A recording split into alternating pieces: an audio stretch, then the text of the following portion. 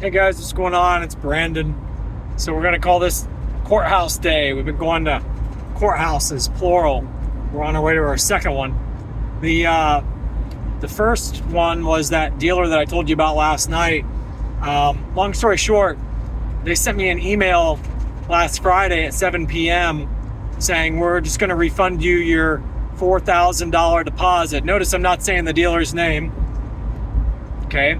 But this is a true story. So they said that they're refunding me my $4,000 deposit because they said that they're not going to get a ZR1, that they know because the GM dealer rep told them they're not going to get one. So I was like, this is BS. I've had a deposit with them for $4,000 since 2022. I did not want the deposit back. I made that clear on several occasions when I was communicating with these guys over the phone and via email. And C8 production is going to go through 2029. Okay, so that's 4 years of production still that we have. So 2026, 2027, 2028, 2029. That's 4 more years of production.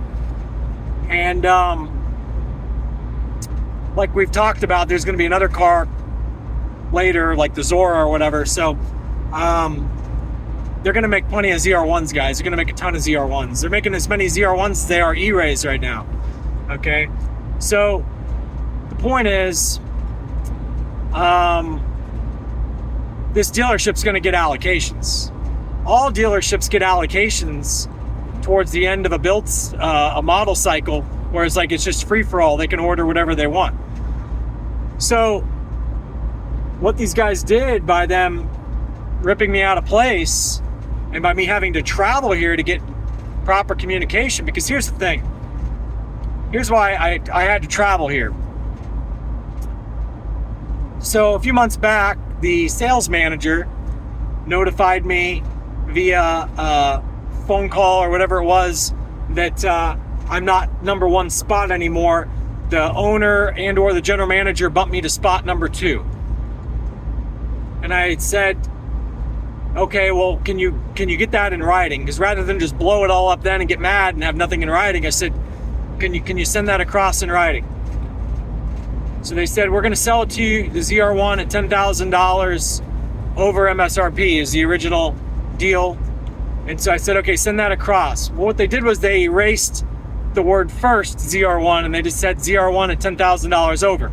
I said, okay, well, this means nothing still. This updated document that you sent me, I need something that says I'm second. And they said, oh, okay, well, it's above. And then the sales manager finally comes back and says, well, it's above my pay grade. I can't email you that. I can only tell you that over the phone. I said, okay, well then have whoever please email me. And we had a lot of back and forth, the sales manager and I, about having the general manager and or the owner shoot me an email. And he's like, they're going to send you one. They're going to send you one. I just spoke to him. They're going to send you one. So long story short, they never sent me one. So then Friday, I said, look, this isn't proper business ethics. GM expects their dealers to operate within proper business ethics. And just to clarify here, guys, dealers are allowed to sell any price above or below MSRP. What they're not allowed to do is promise you one thing and then breach contract. So, especially when you put down a deposit. And so I've got it in writing that I was the first ZR1 at 10,000 over MSRP max. Because at the time when I put that deposit down, they were a store that only sold at MSRP. The Stingrays. And they're like, oh, we always only sell at MSRP. I said, well, I'll tell you what, I'm willing to pay a little bit over for your ZR1 because I know they're going to be selling over. So let's just put it in writing that I'm willing to pay up to $10,000 over sticker. Okay, yeah, sure thing. And they took my $4,000 deposit. They were so excited. That's back in 2022. So I go into the dealership today, and I meet with the general manager, and he was actually really cool. He pulled out the big deposit book, and he said, you were first. He confirmed that to me. And his whole angle was, his argument was, Brandon, the issue is we're not going to get one. I talked to my dealer rep and we're not going to get one. I said, the dealer reps don't know what you're going to get. Okay? They don't have that perfect crystal ball to know what you're going to get, especially years in advance. Okay? So you're going to get one, and I'd like to keep my deposit here in store. Well, you know, we're not going to be able to get one, blah, blah, blah. And I said, well, understand, I'm not accepting the refunded $4,000. I said, we have a futures contract. I said, it's the same as corn. If we agree that I'm going to buy corn from you at a future date, and that, you know, I'm going to get X amount of corn from you at a future date for 2 cents above market or 2 cents below market, that's a futures contract. I said, what we have here is a futures contract. It's based on MSRP, that when you finally get your first ZR1, I'm getting it at $10,000 over MSRP. And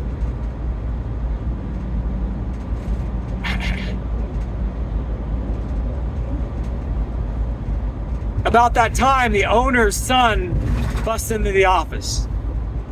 And he says, we don't have a list. Like contradicting what the general manager just told me, that I was in fact first. And basically the general manager's whole stance was, we never told you you were second. We never told you you were second. So, by the way, guys, small world, small town. I'd already bumped into a lawyer outside the courthouse, not even 5 miles away from this, 5-10 miles away from this dealership. And I could tell when I was talking to this lawyer that he knew these guys at this dealership. I mean, there's no dealerships. We're in the middle of nowhere. I don't know if you guys noticed or not, but it's just cornfield after cornfield where we're at right now. So there's not a lot of Chevy stores.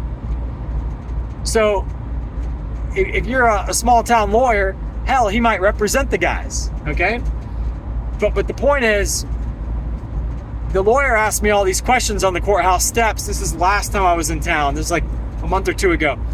He asked me a bunch of questions. He's like, "And you have a written contract with these guys?" I was like, "Yeah, I have a deposit. I have that I'm first ZR1, da-da-da." And he's like, "Have they told you yet that you're second?" I said, "Yes, over the phone. And I'm getting it in writing from the big boss." So I have a feeling that lawyer tipped them off to where he told them, don't you dare tell him that he's second over writing, because then it shows that you guys breached contract. So that's what I was trying to accomplish today, is I wanted to get something that said that I'm second. Well, I shot them an email on Friday saying, look, I need to know by Monday morning what's going on. Otherwise, I'm going to notify General Motors that you guys this isn't ethical business. I gave you a $4,000 deposit. It's not for nothing. I need to know what spot in line I am, according to your best records and judgment right now. What spot am I? So then Friday evening at 7 p.m., they email me back and say, we're not going to get a ZR1. We're going to refund you your deposit. It's not an acceptable answer. It's not a real answer. The dealer reps don't know years in advance whether or not you're getting a ZR1. So I don't care what the dealer rep said. The dealerships know that the dealer reps don't know the answer to this. So it's a bad faith move on the dealership's behalf. So I go in today. Again, the general manager confirmed that I'm number one, but that they're not going to get a ZR1. Well, about the time that he pulls out his big logbook and confirms that I'm number one, and then nobody ever told me that I'm number two, and how dare the sales manager say that I'm number two when I'm not. I should have always been number one. There must have been some confusion. The sales manager doesn't know what he's talking about. About that time, the owner of the dealership's son, Junior, of the store, busts into the office and says, I've been listening to this whole thing. I've been standing out in the hallway, and we don't have a list. You're not number one on the list. We don't have a list. We don't keep a list. I said, understand something. There's no logical reason why I would have put down a $4,000 deposit unless I was notified that I'm first on the ZR1 list at 10,000 over. So keep in mind, guys, I knew this was a small store. I knew the odds of them getting a ZR1 early on were slim to none. I knew that it'd be later. So this is for later on when I get a ZR1, another ZR1 after I put on lots of miles on my first one. Same way I do with the Z06s. I'm the highest mileage Corvette driver on planet Earth, probably, outside of General Motors staff, executives and stuff. So he starts saying that there's no list. I said, come on, blah, blah, blah. And along the way, I said to the, I said something along the lines of, look, if I'm not treated fairly, then, you know, and this is a futures contract, then my next stop would have to be the courthouse, okay? Because this is a futures contract. Technically, it doesn't even have anything to do with General Motors. It has to do with United States law, with Federal Trade Commission law. And we have a contract. No, we don't. No, we don't. Oh, you threatened that you're going to sue us. I said, no. I said, only if I'm not treated fairly. It's like a police officer telling you if you go 70 and a 35, he's going to write you a ticket. And then you saying, that police officer said he's going to write me a ticket and I haven't done anything wrong. If you go 70 and the 35, you've done something wrong. And that's what the police officer's notifying you. If you do 70 and a 35, I'm going to write you a ticket.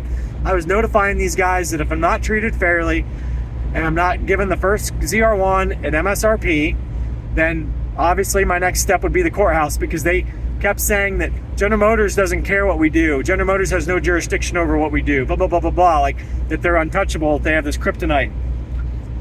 So I say what I just said, and I said, look, I don't think that you want to go here and say that I'm absolutely not getting number one ZR1. I was like, because that's breach of contract. And he's like, we're not doing business with you. And I said, why? He said, because you just threatened lawsuit. I said, no. First and foremost, I didn't threaten lawsuit. I said it was an if-then statement. Second of all, you guys were already forcing back my deposit according to your email on Friday. So you were already refusing to do business with me on Friday, and I hadn't done anything wrong. I said, let's call a spade a spade. If you get a ZR1 allocation, you want to build it the way you want to build it, and you want to sell it for over MSRP. That's all there is to this. You want to sell it for $50,000 or $100,000 over MSRP, so you're breaching our futures contract. So let's just fast forward here to the end, guys. Is it advantageous for me to go ahead and file a suit right now before the car has been actually delivered, an allocation has been delivered, and the car has been delivered by this dealership? And the answer is no. It's better to wait until the car has been delivered to the dealership and the dealer has sold the first car to someone other than myself, and then you compare market value at the time of what it would cost me to go out and buy a car at that time, okay, above MSRP. So let's say the market at that point is $30,000 over MSRP is to go out and build a ZR1 or buy a ZR1. There's websites that notify us, like c8tracker.com and the other ones that notify us when dealerships get cars. So the moment that these guys are given a car, you take a timestamp screenshot of Auto Trader and all the different dealers on their websites, everybody who's advertising the cars at that time that have ZR1s in stock. You make some phone calls, you shoot some emails, you document what it's going to cost to buy a ZR1 at that time, and now you've got a simple subtraction problem. Let's say the going rate's $30,000 over MSRP, and this dealer here was going to sell it to me at $10,000 MSRP over MSRP according to our contract. I have a simple subtraction problem. $20,000, let's say, in this hypothetical situation of $30,000 down to $10,000, it's a $20,000 spread. You can go after the dealership for $20,000 worth of damages. You can either take them to small claims court and settle for whatever the small claims max is, which might only be $10,000 in that state, or you can take them to big court, basically, a big official civil suit, and go after them for the full 20 plus damages plus lawyer fees. So that's just a hypothetical situation. So by me coming to the dealership, me interacting, and so here's the interesting thing. In the state where this all took place, I stopped at the county and spoke to them. I said, my big concern is what statute of limitations on these things, because let's say the statute of limitations is 2 years and the dealership doesn't get the car until year 3. till like, let's say 2029, now I wouldn't be able to file. So maybe it's something where I would need to file before they get the car and then ask the judge for a continuance if and when the dealership gets the car. Well, the lady pulled out this little piece of paper. She had this little blue sticky note. And she said it's 10 years statute of limitation for written contracts. It's 5 years statute of limitations for verbal, non-written contracts. So that means that they will hear a case based on just a verbal contract. So guys, who in their right mind is going to put down a $4,000 deposit if they aren't guaranteed a place in line at $10,000 over MSRP? You see what I'm saying?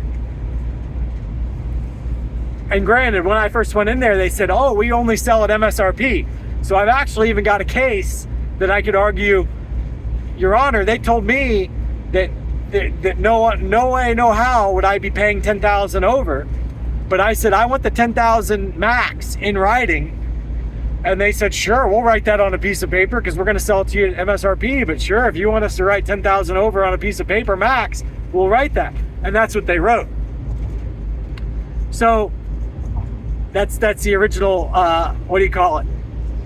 Receipt that I walked out of there with for the first zr1. So I can actually argue all the way back to MSRP because they were MSRP at the time. That's all that they sold at was MSRP. So anyway, guys, I just wanted to tell you that what's going on there. So now we're going to yet another courthouse. The other courthouse has nothing to do with that story. It has to do with something completely different. In this other case, the dealership didn't mess up. Someone else messed up. And I'm not going to say who right now, but somebody else messed up. Not the dealership. I'll just put it like that. So we are on the way to a second courthouse, which is a couple hours away from where we were a minute ago. And so we're going to get that taken care of. So this is how you handle this stuff, guys. And you want to get as much stuff in writing and sent back and forth, because then if they do anything wrong, it's wire fraud. In addition to breach of contract. All right, see ya.